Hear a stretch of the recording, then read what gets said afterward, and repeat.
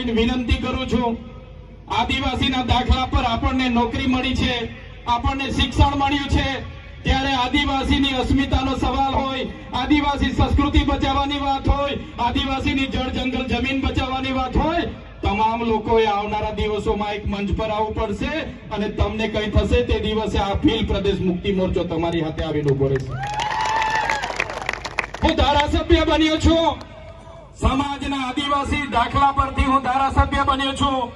મારી ડેડિયાપાડાની બેઠક આદિવાસી રિઝર્વ બેઠક છે અને સમાજની દેનથી, સમાજના આશીર્વાદથી હું ધારાસભ્ય બન્યો છું. એટલે સમાજ માટે બોલું છું. બે દિવસે મારી પાર્ટી મારા આદિવાસી સમાજ માટે બોલતા રોકશે, તે દિવસે પાર્ટીના ઝંડા અને પાટિયા સૌથી પહેલા ચૈતર વસાવા ઉતારી દેશે.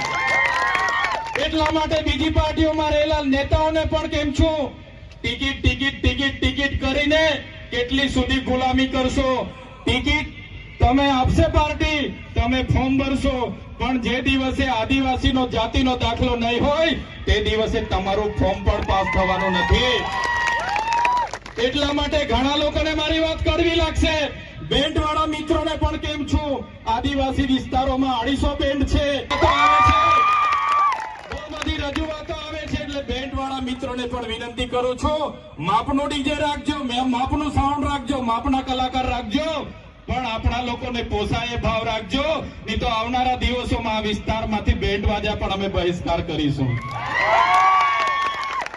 મારા યુવાન મિત્રો, 11 વાગ્યાથી નાચવા પડો છો, 5 વાગ્યા સુધી નાચો છો, કૂદો છો. કુદરતની દેન છે આદિવાસીઓ પર. આખી રાત નાચશે પછી પણ થાકશે નહીં. પણ નાચવાની સાથે સાથે તમારું લક્ષ્ય શું છે, તમારો ધ્યેય શું છે, એ તમારે નક્કી કરવું પડશે. અને અહીંયા વડીલો, માતા બહેનોને પણ વિનંતી કરું છું, તમારો છોકરો આઈફોન લઈ માંગે, KTM લઈ માંગે, R1 લઈ માંગે, જે પણ લઈ માંગે, એને તમે પહેલા ભણાવો, ગણાવો, એને એની કારકિર્દી બનાવો, પછી એને તમે તમારી બાઇક લઈ આપવાની, 4 વ્હીલ લઈ આપવાનું હોય તે કરજો. પણ આપણા બાળકોને શિક્ષિત કરવાની જવાબદારી આપણી બધાની છે. મિત્રો, આદિવાસીની પરંપરાઓ, આદિવાસીની સંસ્કૃતિ, આદિવાસીના રૂઢિ પ્રથા, આદિવાસીની પૂજા વિધિ, હમણાં મહારાજે કીધું, ભગવાન એટલે કોણ? ભ એટલે ભૂમિ, ગ એટલે ગગન, વ એટલે વાયુ ને ન એટલે નીર. ભગવાન, જેનાથી માનવીનું જીવન અશક્ય છે, જેના વગર આપણે જીવી નથી શકતા, એ ભગવાનની પૂજા કરતો આદિવાસી સમાજ આવ્યો છે. એ પ્રકૃતિની પૂજા કરતો આદિવાસી સમાજ આવ્યો છે. આદિવાસી સમાજ આજે પણ સૂર્ય, ચંદ્ર, ગગન, ભૂમિ, પહાડ, પેડ, નદી, નાળાને પૂજનારો છે. આપણો માટનીયો દેવ, આપણી લીલીચારીનો દેવ, આપણો ગમાણ દેવ, વાઘ દેવ, હિમાલયો દેવ આજે આપણે બધા ભૂલતા ચાલ્યા છે. પણ જે દિવસે આ બધું આપણે ભૂલી જઈશું, તમે આદિવાસી છો એ સાબિત કરવા માટે તમને અઘરું પડી જવાનું છે, યાદ રાખજો. આજે આદિવાસીઓ માટે દાખલા માંગે છે, સાબિતી માંગે છે, ત્યારે મારા તમામ વડીલો, યુવાનો, માતા બહેનોને વિનંતી કરું છું, નવી સંસ્કૃતિ, નવા રીત રિવાજો, નવી વિધિઓ આવશે, પણ આપણી જન્મની વિધિ, છઠ્ઠીની વિધિ, આપણી મરણની વિધિ, આપણી લગ્નની વિધિ અલગ છે, એ કોઈએ ભૂલવાની નથી. તમને કડવી લાગશે, ચૈતરભાઈની વાત બધાને કડવી લાગશે, પણ તમને એ પણ ખુલાસો કરું, જ્યારે તમે દવા પીવશો, બીમાર પડો ને દવા આપવામાં આવે, દવા કડવી લાગશે, પણ એ તમારો ઈલાજ થાય છે. એ જ રીતના કહેવા માંગુ છું, આવનારા દિવસોમાં આદિવાસી તરીકે જો તમારા રીત રિવાજો, તમારી રૂઢિ પ્રથા, તમારી પૂજા વિધિ આપણી આ જો આપણે બધા ભૂલી જઈશું, તે દિવસે આદિવાસી તરીકે આપણે મટી જઈશું અને ચોપડાઓમાં અને મ્યુઝિયમમાં આદિવાસીઓ રહેશે અને આપણા લોકો આદિવાસી તરીકે મીટી જશે. એટલા માટે આજે કેવડિયાની હાલત તમે જોઈ લો. આવનારા દિવસોમાં માલ સામોટની હાલત થવાની છે, પછી ડેમ મોગરાની હાલત થવાની છે. ત્યારે મારા તમામ વડીલો, તમામ માતા બહેનોને વિનંતી કરું છું, આજે આપણે ભીલ પ્રદેશ મુક્તિ મોરચા બનાવ્યું છે. આ માત્ર ડેડિયાપાડા કે વાલિયા ઝઘડિયા કે ભરૂચ માટે નથી.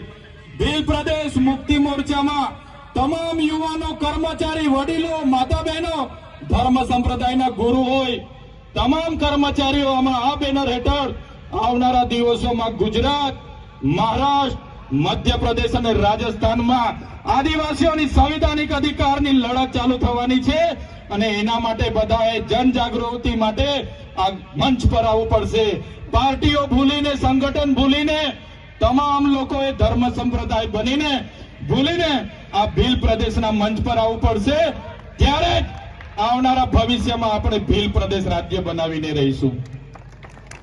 મિત્રો, આજના મંચ પરથી કહીએ છીએ, અમે જ્યાં સુધી જીવીએ છીએ ત્યાં સુધી ભીલ પ્રદેશ માટે લડીશું અને પ્રકૃતિની દયા હશે, જીવતા જીવ ભીલ પ્રદેશ રાજ્ય બનાવીને આ ધરતી પરથી જઈશું.